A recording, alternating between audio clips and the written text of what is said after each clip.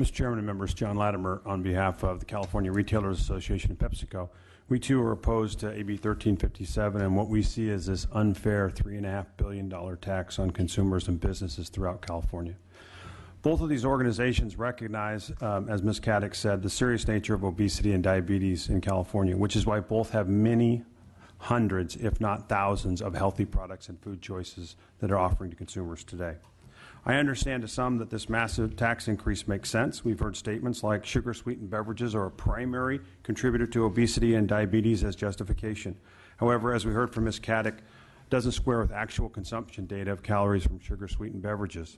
Sugar-sweetened beverage calories have dropped in the last 10 years, and at this corresponding same time, diabetes and obesity have not. So it raises the question, what else are they eating? What else are they drinking?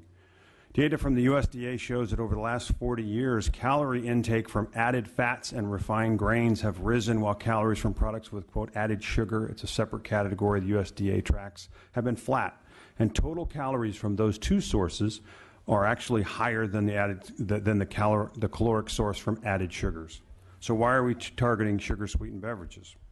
How is the consumer that drinks this 150-calorie Pepsi financially responsible and asked to contribute 25 cents each time they make this choice to the program outlined in the bill for hundreds of millions of dollars for clean water projects in schools that are important, but are important to us all, whereas the consumer that eats this 830-calorie ice cream bears no additional responsibility? Same time, what about the consumer that drinks this 12-ounce G2 Gatorade with 30 calories? They owe 25-cent health tax to fund hundreds of millions of dollars in farm-to-fork programs. Those are great programs. We love them here in Sacramento. They dress up the I Street Bridge. Excuse me. They dress up the I Street Bridge, and it's a great, fantastic program. And yet the consumer of the 460 calorie strawberry milk doesn't have any additional or added responsibility. Now to the one I was leading you to. What about the 60-calorie Capri Sun?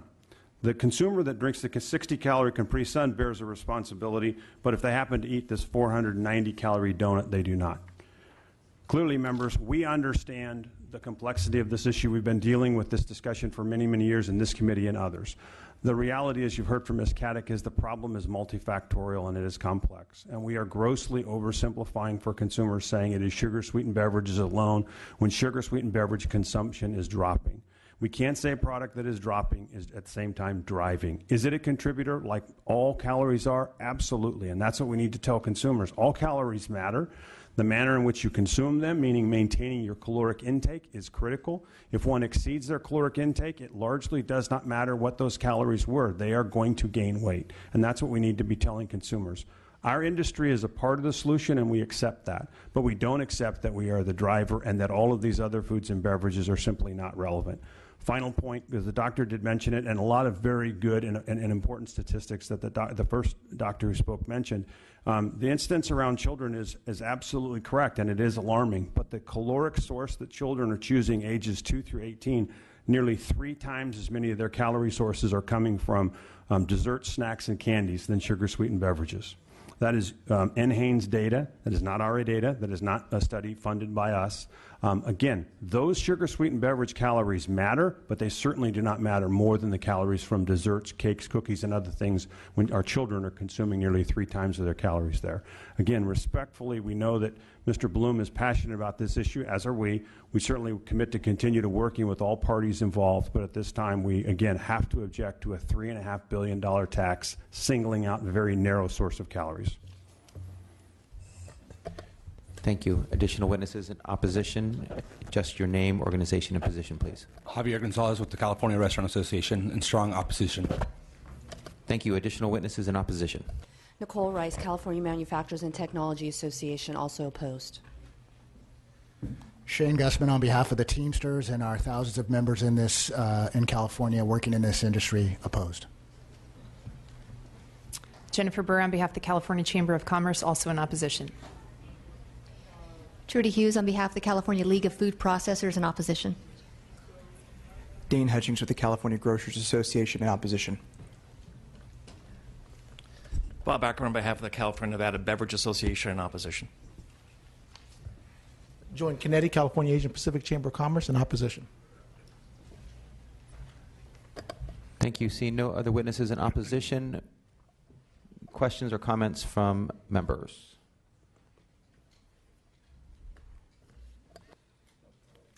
Member Gonzalez. I'll take it. I want to thank the author and the folks who came into my office, and I don't disagree that probably children, especially children in my community, shouldn't be drinking sugar-sweetened drinks. I think we can all agree that it's better. That's why I don't let my son, except when he begs on his birthday, to have soda, right? We live that way, I understand. But I also know that in my community, which does suffer from these consequences of not having enough places to play and not having the kind of physical activity they need, and having fast food restaurants on every corner that are cheaper than healthy food, that there's a problem. I love all the programs that would be funded through this. But when it comes down to it, I also know that we've relied on a regressive tax structure for so long to fund good programs. And I went to my neighborhood market and saw what 25 cents on a sugar-sweetened drink would mean. It would mean that that drink would still be half the cost of bottled water. So I think I would be actually more comfortable if I felt like this would change behavior. But I don't think the realities of what it would do would change behavior. It would just cause poor people more money. So I appreciate what you're trying to do, and I appreciate raising the awareness. But I'm working hard this year to reverse some of the regressivity of our tax structure and put money back in the hands of working people who pay 8 times as much in their personal income in sales and use tax than the wealthy, or the middle class who pay 5 times as much on sales and use tax. I wish there was a better way to fund this, and I would be supportive of those efforts. We talked about water stations in particular. You know, I walked out of the market, and there was a school there with a water fountain that didn't work. We don't provide a lot of options in our community, affordable options. That's not to say that soda is a good thing. It's just to say that we have a problem, and this does not solve the problem of being poor and being only able to afford certain things. So I'm not going to be able to support this bill today. I look forward to continuing to work with you on a holistic, comprehensive approach to ensuring that our children are healthier, and I hope that we will find a more progressive structure in California to start ensuring that these programs can be paid for. Dr. Wood. Great. Well, thank you to Mr. Bloom and for bringing the bill forward, and thank you to the proponents and the opponents. Ironically, today in the mail, my email, I received an article through the American Dental Association from the Journal of Public Health Dentistry, a study of 3,773 adults.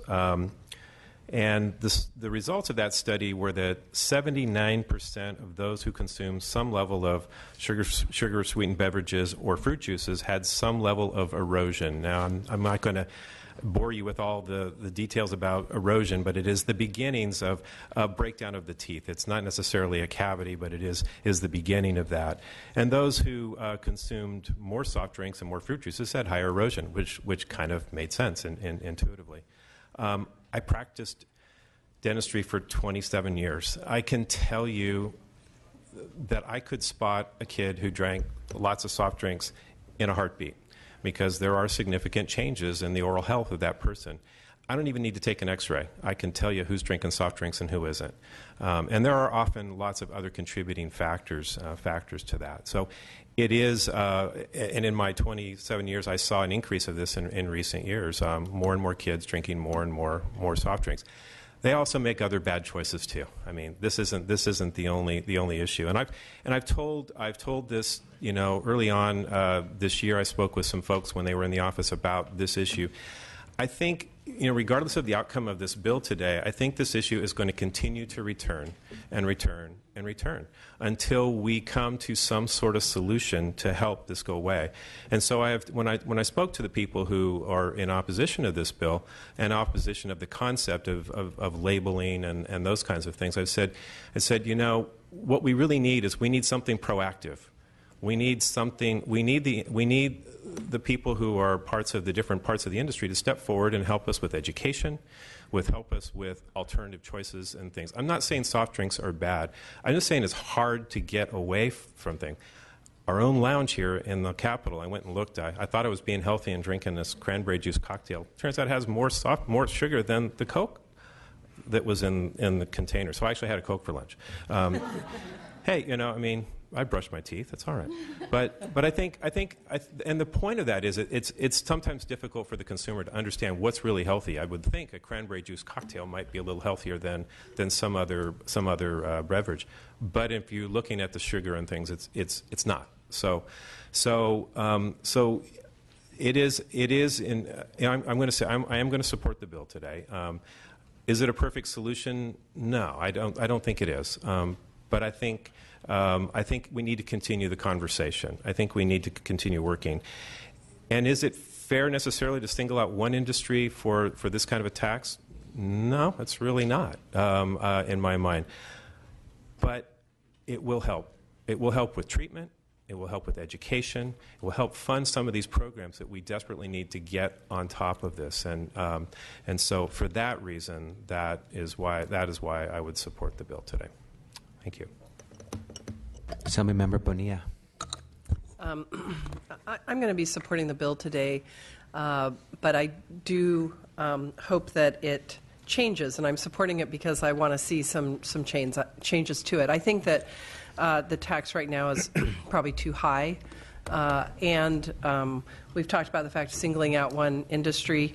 I think that we could make it a lot less and broaden it out and capture some of the other snack foods in this and kind of spread it out, make it much less punitive to one particular industry. My real concerns about the distribution of the funds, we've already discussed this. I'm a big proponent of seeing a much larger percentage of the money go into our school food programs directly. I think when you think of a number of school children who are on free and reduced breakfast, lunch, and some schools' dinners, that there's an incredible transformation that we could affect within our public school system that actually goes, in my opinion, a step beyond programs of education or competitive grants and really transforms the actual diets of our youngest children. So I kind of like the concept, would love to see it move forward, but I think it needs a lot of work going forward, and look forward to seeing how it continues through the process. Thank you. Assemblymember Thurman. Thank you. I want to thank the author for bringing this. In my community, 50% of the kids in the city where I live are considered obese. 50% of the kids of color, I live in Richmond, 50% of the kids live in Berkeley. 50% of the kids of color in Berkeley are considered obese. There were a few questions, though, that I'd like to really get clarity on. And I've been doing a lot of reading on this, and I've changed my diet because of all the things that all the researchers said, and actually all the things that the opposition said, right? Because I noticed that there was some disagreement about if it's more about the sugary beverages or more about rice and grains and breads, and I've cut them all out. I don't get to eat anything fun. But like Dr. Wood, I thought that the cranberry juice was okay. I think I had it today, Dr. Wood. I need to see a dentist. But why wouldn't the strawberry milk be included in this ban? You know, one of those giving testimony said that the strawberry milk wouldn't be included. You know, that sounded like a sugar sweetened beverage to me. Why would that be excluded? I'll ask Dr. Schmidt to respond. Yeah, it has to do with the fact that there is nutritional value in the milk, and also that the transit time in the gut. So the issue with sugary beverages that does warrant singling them out, they have a very unique impact on metabolic health. And that's because they come with no fiber and no nutritional content, no antioxidants, no phytonutrients, nothing that will mitigate the harmful effects of metabolic disease. And they hit our vital organs at a very rapid pace. Think of the difference between chewing apples, how many apples you'd have to just consume one 12-ounce beverage with an equivalent amount of sugar in it. And our bodies just aren't set up to be able to handle these heavy doses of sugar, as particularly the pancreas and the liver. Repeatedly, it spikes the glucose up and down and up and down, and eventually a person's pancreas burns out effectively, and eventually they become diabetic. If I could take a moment to speak to this issue that is repeatedly brought up by the opposition in these discussions around the fact that thankfully, I think because of the public health efforts we've been making, sugary drink consumption is starting to go down. It has been since 2005, and that's a wonderful trend. It isn't going down among our teenagers, which is a big concern, because developing diabetes at a young age means you're going to be pricking your finger every day. Let's keep comments responsive to the questions, and not move beyond that, just so we can get the members' questions answered. Okay. Additional questions or comments? Assemblymember Chu. Thank you. First of all, thank you to the author as well as to colleagues. I know this is not an easy question. It's something that I've been thinking about quite a bit. Last year, there were a number of major cities in California that asked voters to put this on the ballot. I live in a city and represent a city where 54% of our voters did support moving forward with a similar fee to this, and I agreed with them for a couple reasons. First, the data, the statistics are damning. When 1 out of 3 kids born today are going to have diabetes, and 1 out of 2 kids of color, African American kids, Latino kids, are going to develop type 2 diabetes, we need to figure out how to address this. And certainly the argument about the regressivity of this is something that I have thought about. That being said, we know that diabetes is regressive. Obesity is regressive. Heart disease is regressive. And we need to do something to address this. I also, there was also a suggestion that this might not have the impact that we wanted to see.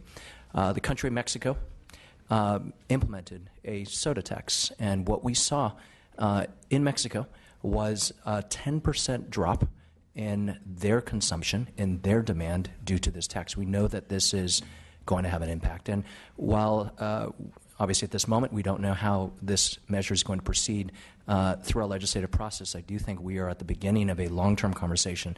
It wasn't too long ago, a couple decades ago, that there were scientists and public health advocates who told us about other products and suggestions around taxes that might be regressive, questioned facts, and didn't provide solutions. And we know 30 years later, after the tobacco discussion, we're in a very different place. And I believe that this is going to be one of those long-term public health discussions that we need to have.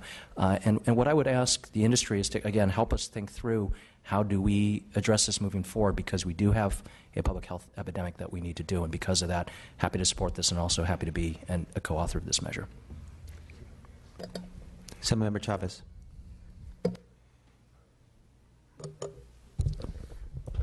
Well, I think there could be no doubt as far as the science that sugar is bad for oral health. That's pretty clear.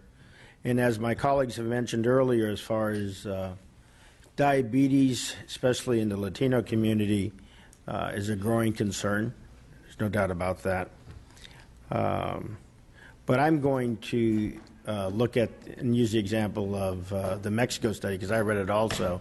But that's just a recent study. It'd be interesting to see down the line, the years, to see how it's continuing to do. If it's dropped out or it's going to go back up again. Having watched the cigarette battles going over my entire life, the original task, the sin tax, I don't know how impactful that has done. I know we have less people smoking now in California. I think probably the biggest thing we did is we couldn't allow them in restaurants. But if you go back east or into South Carolina, cigarettes are much more prevalent. People are out there with them. I think this is everything I've read about change in behavior is that the best way to change behavior is to change the environment. And we are talking, and a lot of us have talked about access to water. I agree with Assemblywoman Gonzalez. She's exactly right. We don't have access to water for kids like we should. Used to be you had a fountain in the school. Now, because remember the kids putting the little bubble gum in it and clogging it up and everything else, we should have access to water for kids so they have other choices. I think we as looking at walkable communities so kids walk to school and don't get bused there so that, no one I remember ever went to, if you were a mile away, you walked to school. That wasn't a bad thing. I think we talk about parks where kids can go play soccer and do things. I think we had to do that. Hydroponics, access to, especially in urban areas where kids don't have access to fresh vegetables and greens. Hydroponics, I think it's a great idea. We had to invest in that. My point is there's a lot of things we can invest to change the environment so children have other choices. Taxing this industry on this is just makes you feel good. You go back and tell people I did something, but you didn't do a damn thing. Because the reality is in change of behavior, they're just going to go up, it's going to go down, and they're going to continue on drinking it. You're talking to a guy who hasn't had a Coke or a sweet drink in 30 years, maybe 40. I'm pretty old today. I think it's my birthday. But so I don't think that changes the behavior. It changes its education environment. And if we want to put money into that, sign me up in education or anywhere to do that because it's so important to the Latino community in schools to change their environment. This bill does not change this environment. This bill just makes some people feel like they're doing something. Now, I know you're going to get the money. You're going to say, we're going to put it into the problem. And that's pennies. I mean, we need to talk about a different way of doing this. So I won't be supporting it. Additional comments or questions from committee members? Assemblymember Nazarian. Thank you. I'm supportive of the bill, so I'm not even going to belabor the point. My only concern at this point, first of all, I suspect the amount per ounce is going to be discussed moving forward, so I look forward to that conversation. But my main concern is going to be, hopefully this bill does pass, it's signed into law. The implementation of it is somewhat of a concern. I'd want to make sure that I had this conversation with the author, and I look forward to working with you about making sure there are certain caps on the administrative part of it so that the money is expended in the most efficient manner given where it's housed in BOE. That's it. Otherwise, I support it, and thank you for bringing this forward. Assemblymember Santiago. Yes, I'd like to thank our colleague for bringing this very important issue up and the time that you've spent walking me through it. And I leave this debate, while I may not be there today, still an understanding the strong arguments that you've used, the passion that you have for the issue, and I think a willingness, at least from me, to continue to work on this issue down the road. And particularly, thank you for highlighting the importance of childhood obesity and diabetes, and I do appreciate that, and thank you for bringing this forward. Assemblymember Hernandez.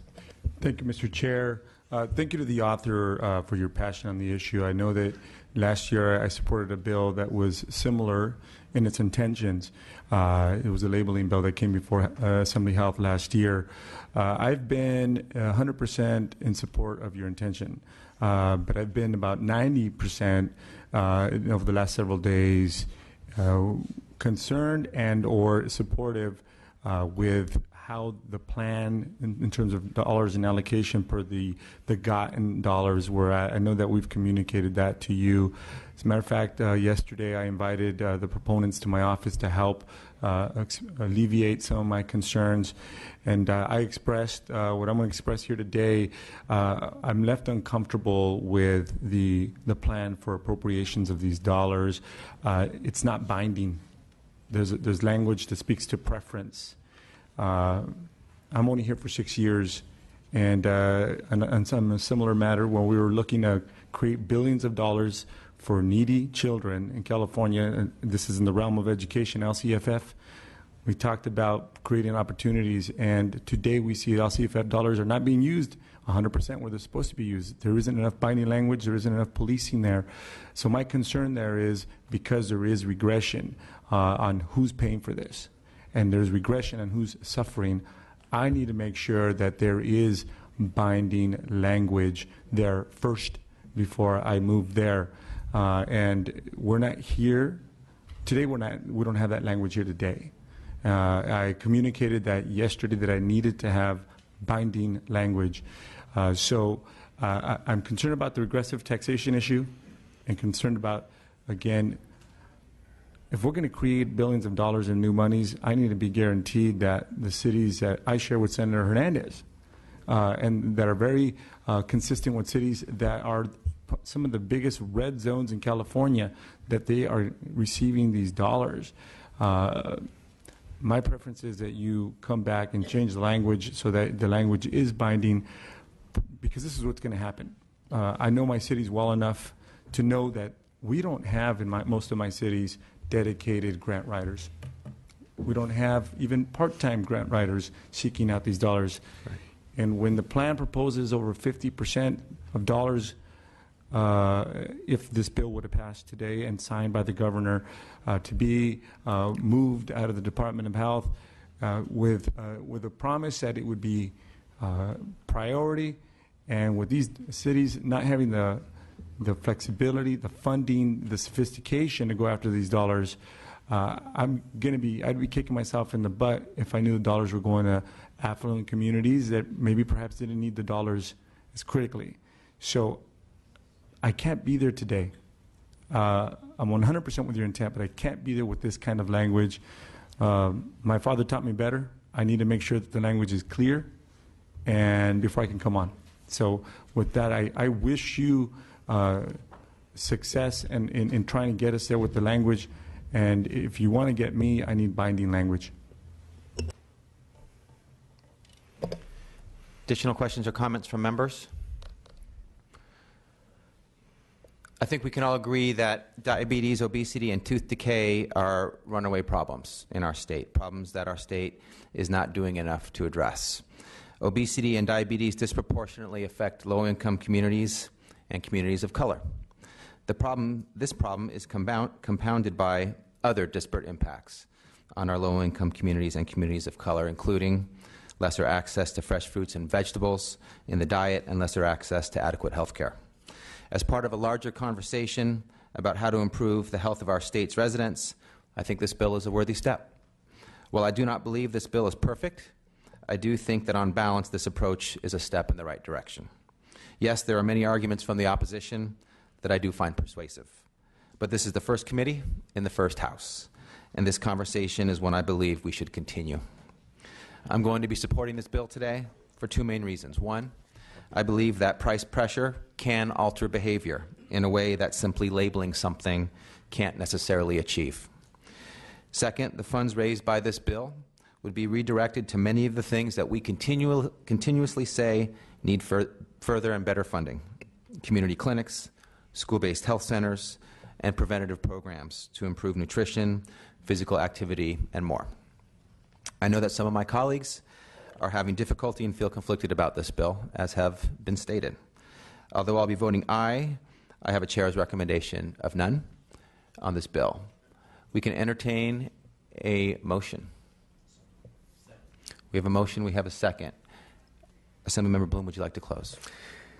Yes, thank you, Mr. Chair, and thank you, members, for the questions, for the robust discussion, and for the suggestions, all of which I will entertain and work with you on to implement as the bill moves forward. Whether it's binding language, which I agree is extremely important, and we will find that language that achieves that goal, that actualizes that intention that we both have, or looking to find a way to make sure that administrative costs do not take away the money that can be rolled out into our communities, or the ideas that Assemblymember Bonilla has for changing the framework of the bill. All of this is possible as we have a discussion about this important subject going forward. But we have to have the discussion. We have to be able to move forward and continue talking so that we have 2 committees ahead of us and the floor of the Assembly and then a whole other process in the Senate. There is time for discussion about what I believe all of us acknowledge is a crisis. But I would ask you, in considering your vote, to not be fooled by the arguments that have been made by opposition. You've heard a lot about calories and calories in and calories out, that's what's important. Physical activity is something that we need to be thinking about. Well, of course, those are important issues for all of us in raising our children and in making sure that the children in our communities are healthy. But that is not the driving cause of the epidemic of diabetes in our young people, amongst our young people. The driving cause is too much sugar, not calories. This is a very important discussion for us to be having. It is about public health. Sugar intake is driving this, and it is all about how the body metabolizes sugar. Yes, calories are important. Yes, physical activity is important. But diabetes amongst young people in its epidemic form, what we're seeing that did not exist 30 years ago, is directly linked to sugar consumption beyond those maximums that are recommended by our own governments. You've heard that this measure is unfair.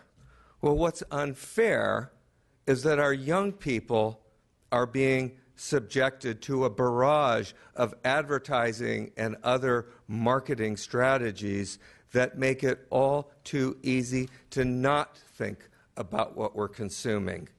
And I ask that you consider that in making your decisions on this. You know, a lot of people have asked me what motivated me to get involved in this very contentious issue that's had a number of iterations in the legislature. And the reason for that is that I know something about this disease. I'm genetically predisposed to it. My father, both of my grandfathers, one of whom lost a limb, my grandmother, all had diabetes. Modern medicine helps me to not suffer that same fate. They were genetically predisposed. But what of the juvenile population today who are the victims of this new epidemic, which is totally preventable? It need not exist. That's what motivates me. I ask that you take that on as your motivation as well, and I thank you for the discussion, ask you for your aye vote. We have a motion. We have a second. The motion is due pass to the Committee on Revenue and Tax, and I think right? Yes. Amendments will be taken at that committee. Madam Secretary, please call the roll. Bonta? Aye. Bonta, aye. Mainshine? No. Mainshine, no. Bonilla? Aye. Bonilla, aye. Burke? No. Burke, no. Chavez? No. Chavez, no. Chu? Aye. Chu, aye. Gomez? Gonzalez? No. Gonzalez, no. Hernandez? No. Hernandez, no. Lackey? No. Lackey, no. Nazarian? Aye. Nazarian, aye. Patterson? Patterson, no. Ridley Thomas? No. Ridley Thomas, no. Rodriguez? Santiago? Steinnorth? No. Steinnorth, no. Thurmond? Aye. Thurmond, aye. Waldron? No. Waldron, no. Wood? Aye. Wood, aye.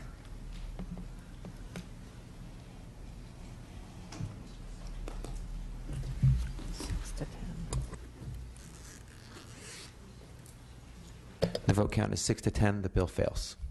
Thank you. We'll ask for reconsideration, Mr. Granted. Chair. Thank you.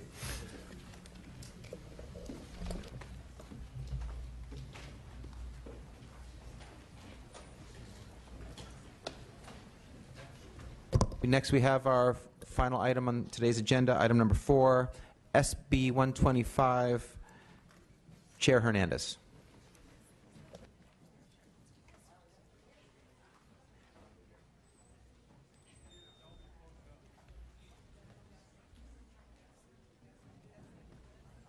Mr. Chair, whenever you're ready.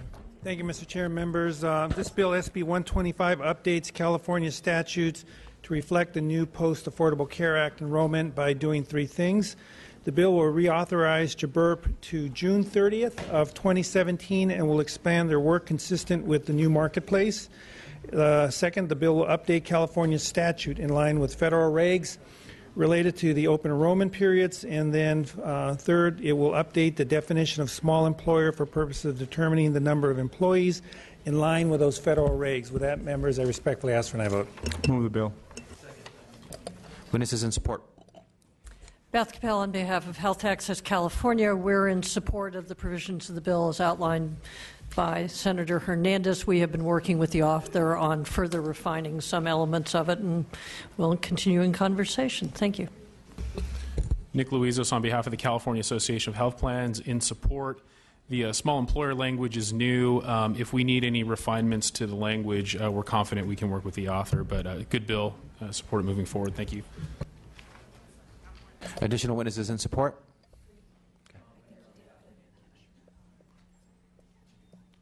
John Winger on behalf of Anthem Blue Cross, also in support. Stephanie Watkins on behalf of the Association of California Life and Health Insurance Companies, also in support. Kathy Mossberg, Local Health Plans of California, in support. Seeing no additional witnesses in support, witnesses in opposition? Seeing none. Questions, comments from committee members? Okay.